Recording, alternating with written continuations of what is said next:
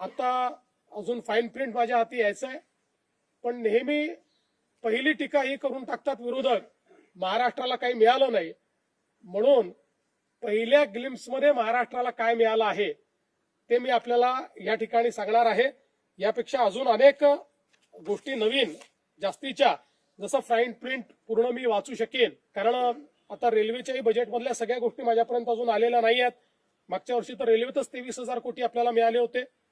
सगळ्यात महत्वाचं, डिव्होल्युशन ऑफ टॅक्सेसमध्ये नवीन आपल्याला जी काही त्यांनी फॉर्म्युला दिलेला आहे त्यात महाराष्ट्राला फायदा झालेला आहे.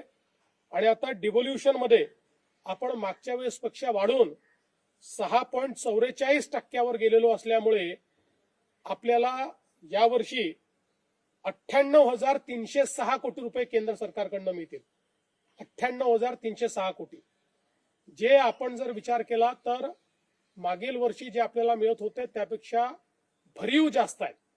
किमान माझा अंदाज असा आहे, मी एक्झॅक्ट अंदाज आता नाही काढला, पण 15,000 ते 20,000 कोटी रुपये आपल्याला या डिव्होल्युशन ऑफ टॅक्सेस मध्ये या बजेटमध्ये जास्तीचे मिळणार आहेत. ही एक महाराष्ट्राकरता, आणि हे दरवर्षी वाढत जाणार आहे, कारण आपलं पर्सेंटेज वाढल्यामुळे डिव्होल्युशनचा जो पूल आहे त्या पूलमध्ये दरवर्षी जी काही राईज होते ती राईज पर्सेंटेजनी आपल्याशी शेअर होणार असल्यामुळे आपला मूळ पर्सेंटेज वाढल्यामुळे दरवर्षी वाढीव पद्धतीनं आपल्याला हा निधी मिळणार आहे. यावर्षी 98,000 कोटी, 98,306 म्हणजे जवळपास 1,00,000 कोटी रुपये हे केंद्र सरकारकडनं मिळणार आहे. याच्या व्यतिरिक्त आपला जो ग्रामीण रस्ते प्रकल्प आहे त्याच्याकरता 378 कोटी, ऍग्री बिझनेस नेटवर्क 167 कोटी, इकॉनॉमिक क्लस्टर 283 कोटी, Maharashtra tertiary care medical education विकास कार्यक्रम जो आपण हातामध्ये घेतलाय त्याकरता 385 कोटी, उपसा सिंचन योजनांचे सौर ऊर्जीकरण 207 कोटी, agri business and rural transformation यामध्ये 646 कोटी, development of applied knowledge and skills for human development 313 कोटी, त्यानंतर जिल्ह्यांमध्ये संस्थात्मक संरचना क्षमता वृद्धीसाठी 240 कोटी, मुंबई अहमदाबाद हायस्पीड कॉरिडॉर 6,103 कोटी, मुंबई मेट्रो 1,702 कोटी, पुणे मेट्रो 517 कोटी, MUTP 3 मुंबई करता 462 कोटी, MMR रिजन मध्ये ग्रीन मोबिलिटी 155 कोटी, महामार्गावर ITS 680 कोटी, असे वेगवेगळे हे प्रकल्प आहेत.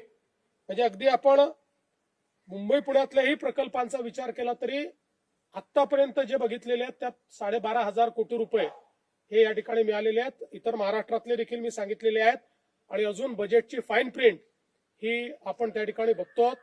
त्यामुळे एकीकडे महाराष्ट्राला डिव्होल्युशन ऑफ टॅक्सेस मधनं 1,00,000 कोटी रुपये आणि वेगवेगळ्या योजनांवर देखील मोठ्या प्रमाणात निधी हा महाराष्ट्राला या अर्थसंकल्पातनं मिळालेला आहे. एकूणच जर आपण अर्थसंकल्प बघितला तर आपण जी काही तिसऱ्या अर्थव्यवस्थेकडे वेगवान वाटचाल करतो त्याचं प्रतिबिंब या अर्थसंकल्पात आपल्याला पाहायला मिळतंय.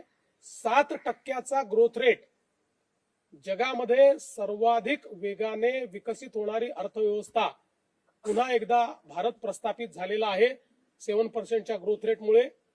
आणि हे सगळं करत असताना वित्तीय तूट ही 4.5% आत आणण्यात पुन्हा एकदा अर्थमंत्र्यांना यश मिळालेलं आहे.